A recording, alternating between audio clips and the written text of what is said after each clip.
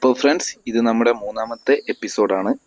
ഒന്നാമത്തെയും രണ്ടാമത്തെയും എപ്പിസോഡ് കാണാത്തവർ ദയവായി കാണാൻ ശ്രമിക്കുക. പാക്കേജ് ഡീറ്റെയിൽസും കാര്യങ്ങളും എല്ലാം അതിലുണ്ട്. അപ്പോൾ കണ്ടിന്യൂ വീഡിയോ കാണാൻ വേണ്ടി ശ്രമിക്കുക, അഭിപ്രായങ്ങൾ അറിയിക്കുക, സപ്പോർട്ട് ചെയ്യുക. ഇന്ന് നമ്മൾ എക്സ്പീരിയൻസ് ചെയ്യാൻ പോകുന്നത് കയാക്കിംഗ് ആണ്. എൻ്റെ ജീവിതത്തിൽ ഞാൻ ആദ്യമായിട്ടാണ് കയാക്കിംഗ് എക്സ്പീരിയൻസ് ചെയ്യാൻ പോകുന്നത്. ഇത് നമ്മുടെ പാക്കേജിൽ ഇൻക്ലൂഡ് അല്ല കേട്ടോ. അപ്പോൾ നമുക്ക് ഈ കയാക്കിൻ്റെ എക്സ്പീരിയൻസ് എന്താണെന്ന് നമുക്ക് കണ്ടറിയാം. Let's go friends. ഓക്കെ, എങ്ങനെ ചെയ്യണ്ടേ? ഈ ഭാഗത്ത് വെക്കണം. അവിടെ തിരിഞ്ഞിരിക്കണം. ഇങ്ങോട്ടിരിക്കണം. ഈ ഭാഗത്താണ് കാലി പാത്ത്.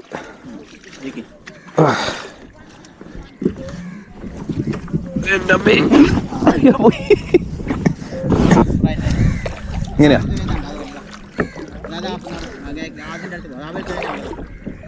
ആ ഓക്കെ, അങ്ങനെയാണ്.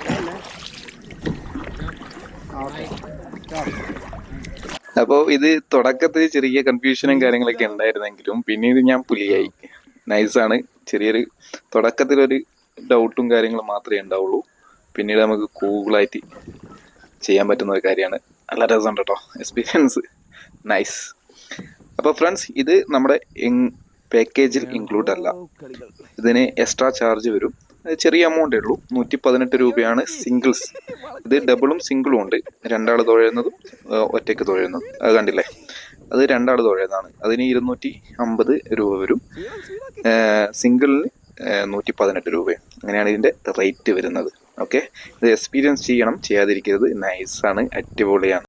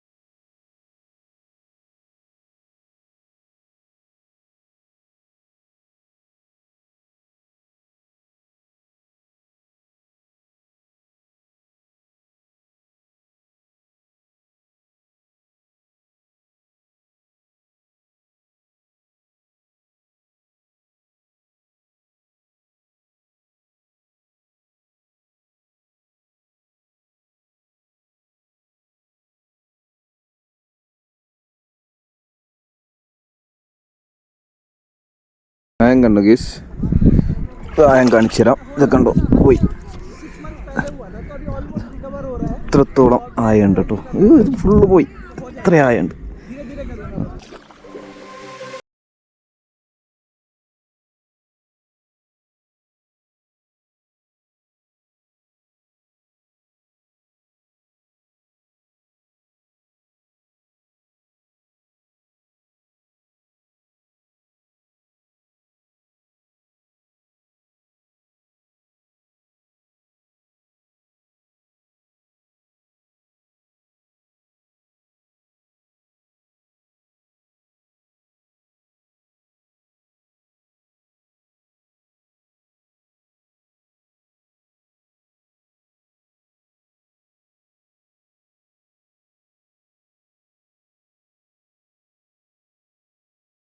സൈഡിലേക്കും തിരികെ കഴിഞ്ഞാൽ നമ്മൾ എവിടത്തേക്ക് പോകും? മുന്നോട്ടേക്ക് പോകും.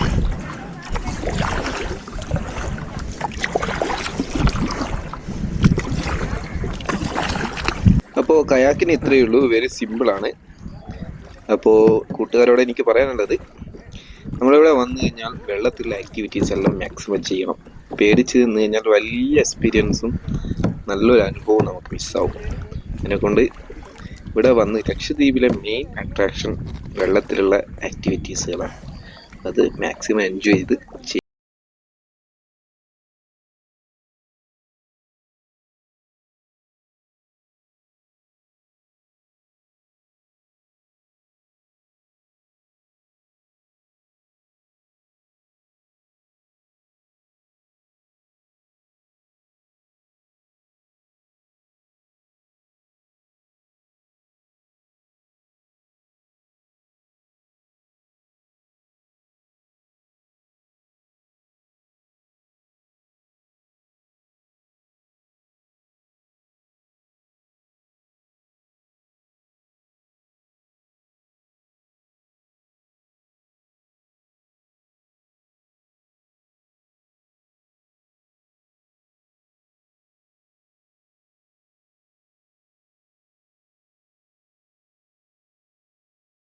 ഇത് ഈ അറ്റം മുതൽ ആ. അങ്ങനെ അങ്ങനെ അങ്ങനെ പോയി അതുകൊണ്ട് ഒരു ബോയ കാണുന്നുണ്ടോ?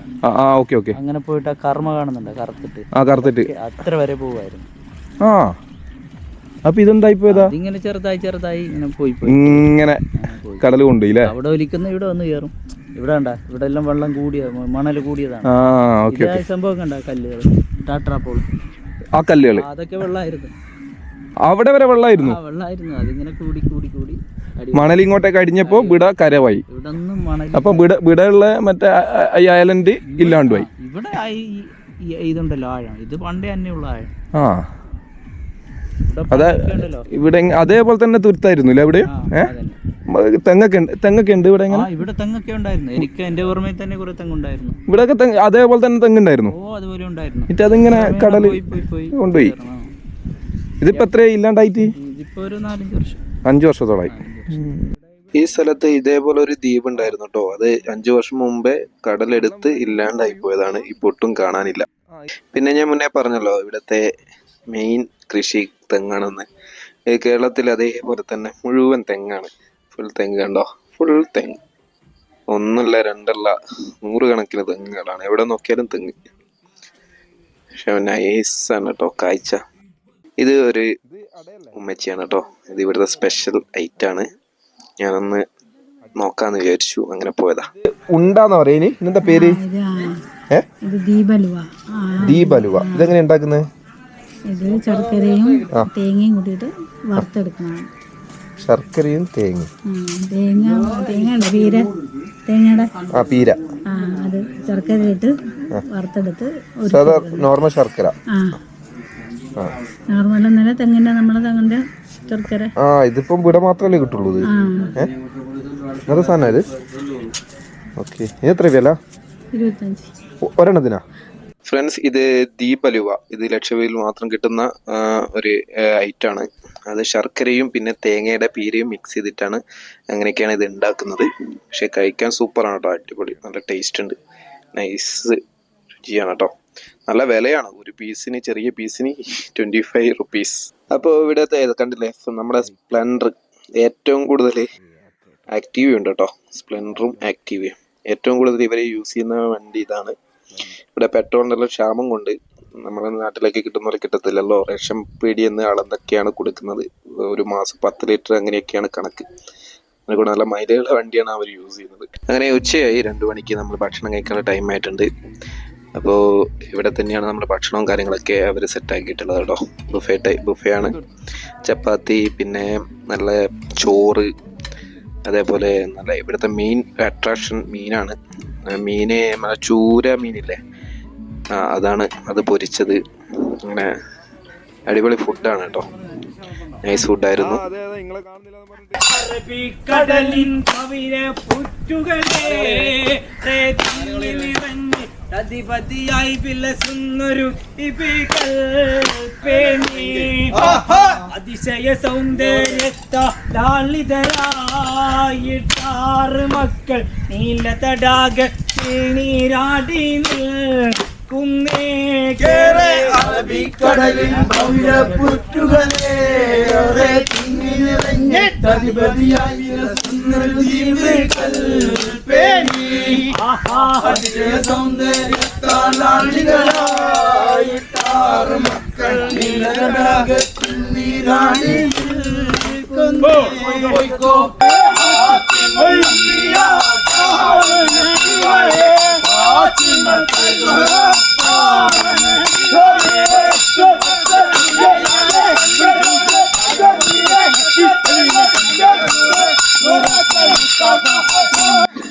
അപ്പോൾ ഫ്രണ്ട്സ്, ഇത് ഇവരുടെ കലാരൂപമാണ്, ട്രഡീഷണൽ കലാരൂപമാണ്. അത് കാണാൻ സാധിച്ചതിൽ ഒരുപാട് സന്തോഷമുണ്ട്. അടിപൊളിയായിരുന്നു കാണാൻ. അങ്ങനെ ഫ്രണ്ട്സ്, കലാപരിപാടികളെല്ലാം കഴിഞ്ഞു. നമ്മളിപ്പോൾ പോകുന്നത് ലക്ഷദ്വീപിലെ ഒരേ ഒരു ഫാക്ടറിയിലേക്കാണ്. അവിടുത്തെ പ്രത്യേകത എന്ന് വെച്ചാൽ ലക്ഷദ്വീപിലെ ഒരേ ഒരു ഫാക്ടറിയാണ്. അതുകൂടാതെ അവിടെ ബനിയൻ മാത്രമാണ് തയ്ക്കുന്നത്. ലക്ഷദ്വീപ് ബനിയൻ, അവിടത്തേക്കുള്ള യാത്രയാണിത്.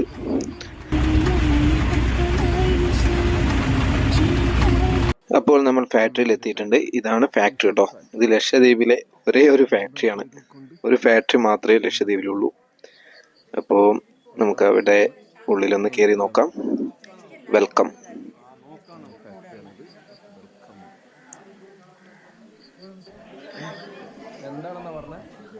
അപ്പോൾ അതിൻ്റെ ഉള്ളിലത്തെ കാഴ്ചകൾ ഇതൊക്കെയാണ്.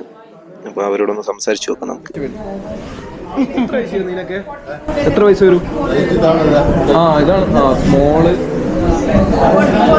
അതാണ് റേറ്റ്. അല്ലാണ്ട് നിങ്ങൾ ഇവിടുന്ന് പുറത്തേക്ക് കയറ്റി കൊടുക്കുന്നില്ല അല്ലേ? പിന്നെ ഇവിടെയുള്ള കടകളിലാ ഇവിടെ തന്നെ വന്ന് മേടിക്കും ആൾക്കാർ അല്ലേ? ഗവൺമെന്റിന്. ഇത് ഗവൺമെന്റ് സ്ഥാപനമാണ്.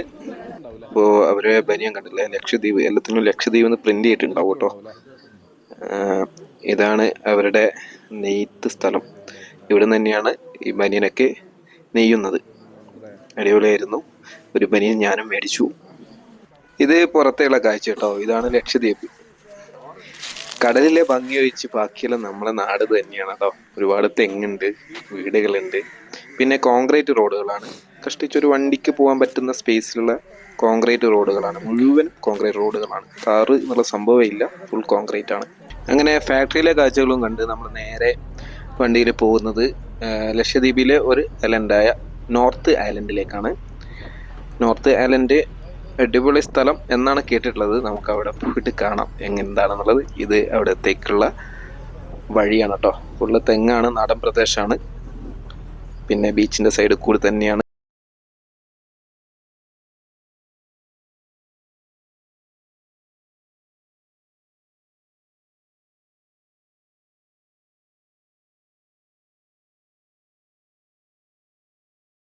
ട്ടോ കാഴ്ച.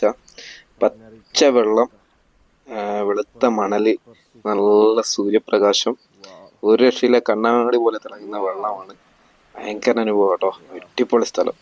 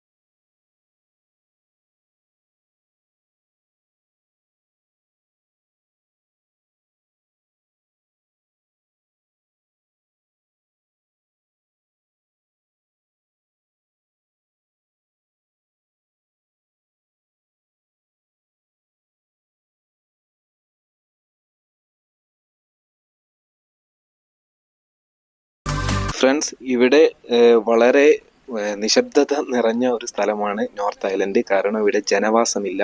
അതുകൊണ്ട് തന്നെ പെർമിറ്റ് കിട്ടൽ വളരെ കുറവാണ്. നമുക്ക് ഗവൺമെൻറ് പാക്കേജ് ആയതുകൊണ്ടായിരിക്കാം നമുക്ക് ഈ പെർമിറ്റ് കിട്ടിയിട്ടുള്ളത്. കാരണം ഇവിടെ പരിസ്ഥിതി സംരക്ഷണ മേഖല കൂടിയാണ്. അതിമനോഹരമാണ് ഇവിടുത്തെ കാഴ്ച.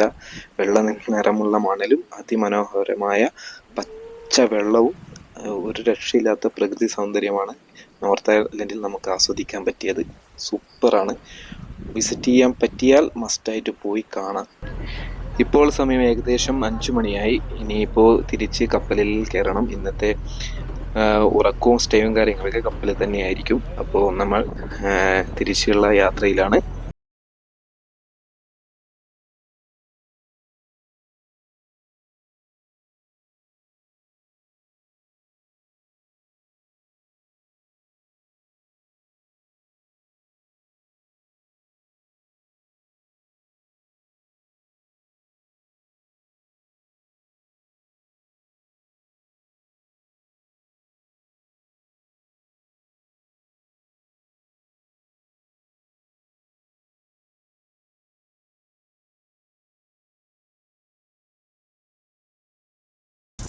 അങ്ങനെ ഫ്രണ്ട്സ് നമ്മുടെ ബോട്ട് ജെട്ടിയിൽ എത്തിയിരിക്കുകയാണ്.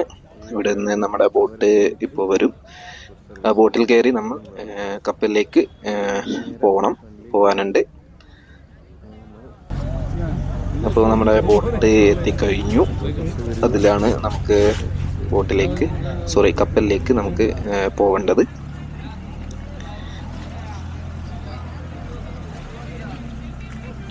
കരക്കടിപ്പിച്ചു. അങ്ങനെ ഗേസ് നമ്മൾ ബോട്ടിൽ കയറിയിരിക്കുകയാണ്. ഇനി നമ്മുടെ കപ്പൽ കുറച്ച് ദൂരെയാണുള്ളത്. അപ്പോൾ കപ്പലിൻ്റെ അടുത്തേക്ക് ഈ ബോട്ട് പോവും. അപ്പോൾ അങ്ങോട്ടുള്ള യാത്രയാണ്. കപ്പൽ കുറച്ച് ലോങ് ആണ് കേട്ടോ. അതാ കാണുന്നുണ്ടാവും, അതാണ് നമ്മുടെ കപ്പൽ.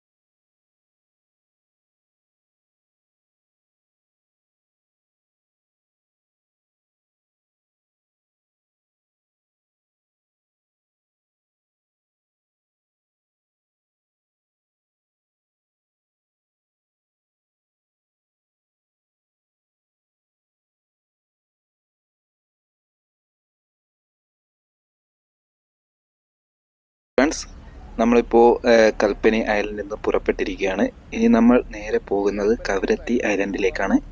ഇവിടെ നിന്നൊരു 2-3 മണിക്കൂർ യാത്രയുണ്ടാവും. 40-45 കിലോമീറ്റർ ഉണ്ടെന്നാണ് അറിഞ്ഞിട്ടുള്ളത്. അപ്പോൾ നാളെ നമ്മൾ കവരത്തിയിലെ കാഴ്ചകളും വിശേഷങ്ങളുമായിട്ട് കാണാം. അപ്പോൾ നമ്മുടെ ഫസ്റ്റ് ഐലൻഡായ കവരത്തിയിലെ വിശേഷങ്ങളും കാഴ്ചകളും കാണാത്തവരുണ്ടെങ്കിൽ എപ്പിസോഡ് 1ഉം 2ഉം കാണാൻ ശ്രമിക്കുക. പാക്കേജ് ഡീറ്റെയിൽസും എല്ലാം ഞാൻ അതിൽ ഉൾക്കൊള്ളിച്ചിട്ടുണ്ട്. അപ്പോൾ നമുക്ക് നാളത്തെ കവരത്തി വിശേഷങ്ങളും നമ്മുടെ അനാർക്കലി ഷൂട്ട് ചെയ്ത സ്ഥലമാണ് കേട്ടോ കവരത്തി. അപ്പോൾ കാഴ്ചകളുമായിട്ട് കാണും വരേക്കും ബായ്.